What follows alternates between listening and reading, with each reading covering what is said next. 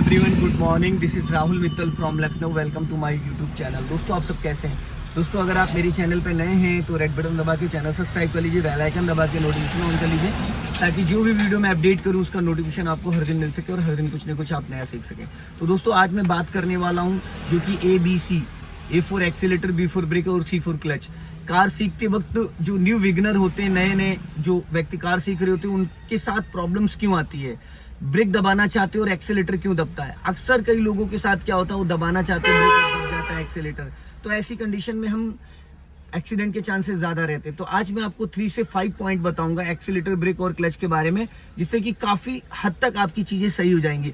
Actual में लोगों को यही नहीं पता होता है, 10 साल से कार ड्राइव करें, कि एक्सीलेटर ब्रेक को किस तरीके से इस्तेमाल करना चाहिए, पैर का मूवमेंट क्या होना चाहिए और क्लच को दबाने का जो सही पैटर्न है वो क्या है। तो वीडियो स्टार्ट करते हैं दोस्तों। वीडियो में बनी रहिएगा, वीडियो बहुत ही गजब का होने वाला है। तो देखिए, यहाँ पे दोस्तों है ये A for accelerator, B for brake, C for clutch, 3 pedal है। ये एक्सीलेटर, ये ब्रेक और ये क्लच। ठीक है, एक्सीलेटर, ब्रेक और क्लच, ये 3 पैडल है। अब इन पैडलों को हमें यूज कैसे करना है, सबसे इंपॉर्टेंट चीज क्या है ना, कि इन पैडलों को हमें यूज कैसे करना है। कुछ लोग क्या करते हैं, हम पहले बात करते हैं सबसे पहले क्लच की। तो क्लच को जो दबाने का जो तरीका है दोस्तों, ये आप देख रहे हैं, ये पॉइंट है, यहाँ से क्लच हमेशा दबाना होता है ये। और क्लच को जब भी दबाना होता है तो पूरा क्लच दबाना होता है। क्लच दबाते वक्त आपको जरा सा भी कंजूसी नहीं करनी। ये पॉइंट देख रहे हैं आप, ये फुल क्लच दबाया मैंने, और जब रिलीज करना है तो हील, कुछ लोगों की हील ये हवा में आती है, हवा में नहीं आनी चाहिए। ये पैर हमेशा आपका ऐसे टच रहना चाहिए। पूरा क्लच दबाया और धीरे धीरे क्लच को रिलीज किया, इक्वल 1 2 3 4 5। जैसे आप 20% क्लच रिलीज करते हो, कार आपकी गियर में एक्टिव हो जाती है। फिर आपको एक्सीलेटर देने की जरूरत नहीं होती। मैंने पूरा फुल क्लच दबाया और ये धीरे धीरे क्लच मैंने रिलीज कर दिया, फिर मैंने पूरा क्लच दबाया, फिर धीरे धीरे क्लच रिलीज कर दिया। पूरा क्लच रिलीज करने की जरूरत नहीं होती। अगर आप फर्स्ट गियर में कार को मूव कर रहे हो तो आपको 20 से 30% क्लच छोड़ना और कार आपकी गियर में एक्टिव हो जाएगी। ये लेफ्ट में जो होता है, ये डेड पेंडल होता है। बहुत सारे लोगों को पता ही नहीं होता है कि डेड पेंडल का मतलब क्या होता है। तो दोस्तों, डेड पेंडल इसलिए होता है कि जब हम 3rd and 4th and 5th gear में कार को चलाते हैं तो हमारा जो क्लच वाला पैर है उसको हम रिलैक्स करने के लिए यहाँ पे रख सकते हैं। अगर 3rd and 4th 5th gear में आप यहाँ पे रखोगे तो बिना बात का आपका क्लच दबा रहेगा, जिसकी वजह से क्लच प्लेटें धीरे धीरे खराब हो जाती है। तो हमेशा हमें 3rd and 4th and 5th gear में डेड पेंडल पे पैर को रखना है। तो हम बात करें क्लच की, तो क्लच दबाने का जो पॉइंट है वो टो से है, ये फुल क्लच। और क्लच दबाते वक्त आपको ताकत ज्यादा लगानी है, हल्के पैर से क्लच नहीं दबेगा। कुछ लोग इतना क्लच दबाते हैं, ये देखो, अभी मेन क्लच होता है लास्ट वाला। अब क्लच दबाते वक्त जब हमने क्या करा, पूरी ताकत लगाई और धीरे धीरे हमने क्लच को रिलीज किया। पैर देखो मेरा नीचे मैट में टच है, हवा में नहीं आया। लोग क्या करते हैं, वो ऐसे उठा लेते हैं, ऐसे करके, जिसके अब ऐसे अगर हम पैर उठाएंगे तो क्लच जो है, क्लच के अंदर जो प्रेशर प्लेटें होती हैं वो हमारे पैर को फेंक देंगे ऊपर, वो फेंक देती है, क्योंकि प्रेशर प्लेटें होती हैं। ये देखो है, झटके से आया मेरा पैर। अब हमने पूरा क्लच दबाया, अब अपने राइट पैर की जो हील है नीचे टच कर रखी, देखो इक्वल प्रेशर से पैर आ रहा है। तो दोस्तों, ये था क्लच को कंट्रोल करने का तरीका। कुछ लोग यहाँ से दबाते हैं, कुछ लोग यहाँ से दबाते हैं, कुछ लोग ऐसे दबाते हैं। नहीं, इसका प्रॉपरली जो तरीका है दबाने का क्लच को, वो ये है। आपका ये पॉइंट हमने रखा यहाँ पे इस तरीके से, और ये देखिए पूरा फुल क्लच दबाया, 100% पूरा पैडल नीचे तक जाना चाहिए। अभी धीरे धीरे मैंने रिलीज किया। तो दोस्तों, ये था क्लच को यूज करने का तरीका।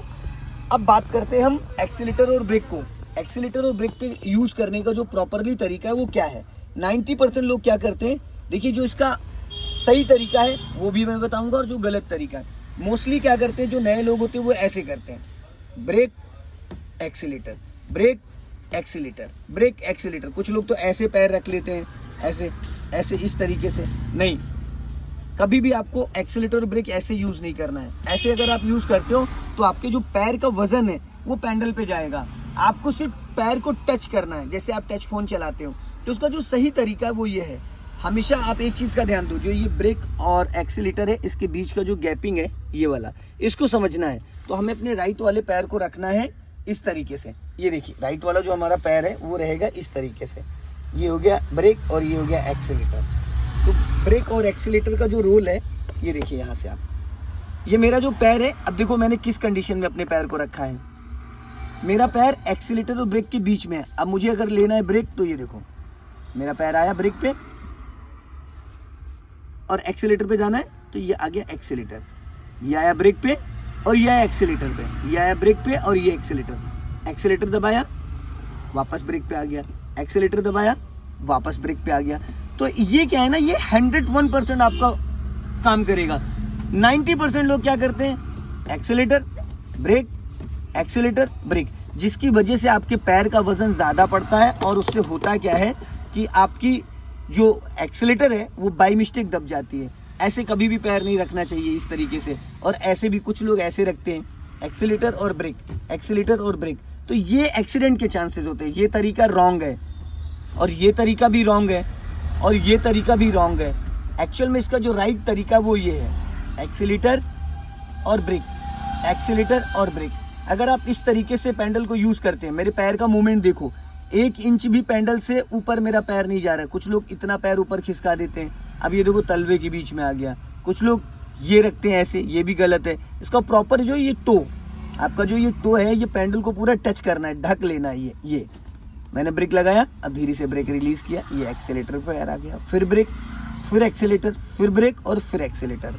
तो दोस्तों कभी भी आपको एक्सीलेटर और ब्रेक ऐसे नहीं यूज़ करना है। ये लोग कहते हैं हमारा पैर छोटा है, ऐसा पैर नहीं छोटा होता, पैर छोटा नहीं होता, सिर्फ आपको यूज़ करने का जो तरीका है वही मेन है। Accelerator brake, accelerator brake. ज़्यादा पैर ऊपर खिसकेगा तो आपकी हील हवा में जाएगी। अगर पैर आपने ज़्यादा ऊपर लेके गए हो तो आपका जो पैर है वो हवा में आएगा। अगर मैं ब्रेक और एक्सीलेटर को रिलीज़ कर रहा हूँ, ये देखो, तो ये पैर मेरा हवा में जा रहा है, ये इस तरीके से। तो यहाँ पे हमें क्या करना है, यहाँ पे हमें ध्यान देना है और इस तरीके से कि हमारा जो क्लच है वो आसानी से दब सके,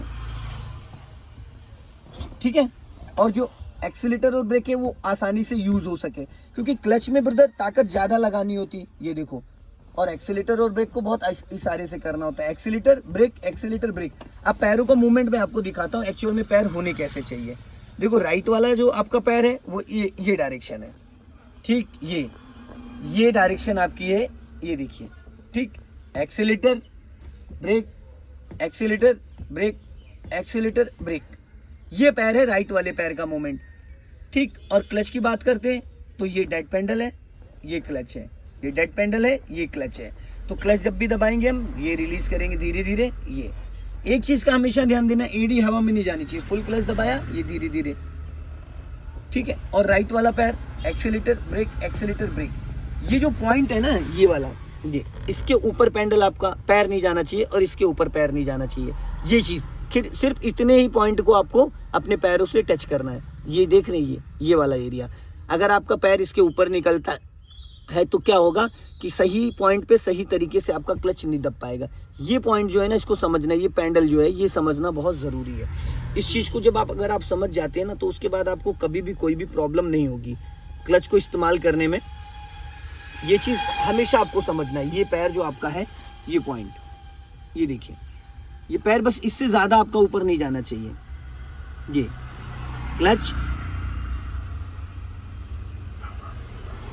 ठीक है, ये पॉइंट हो गया डेड पेंडल, और ये हो गया राइट वाला पैर आपका ब्रेक, ये ब्रेक और एक्सीलेटर, ब्रेक और एक्सीलेटर। ये बहुत आसानी से आपका पैर मूव करेगा। आई होप आपको ये वीडियो पसंद आएगी। वीडियो पसंद आए तो लाइक करें, शेयर करें, कमेंट में ज़रूर बताएं कि वीडियो कैसा लगा। अगले वीडियो में फिर मिलते हैं। जय हिंद, वंदे मातरम।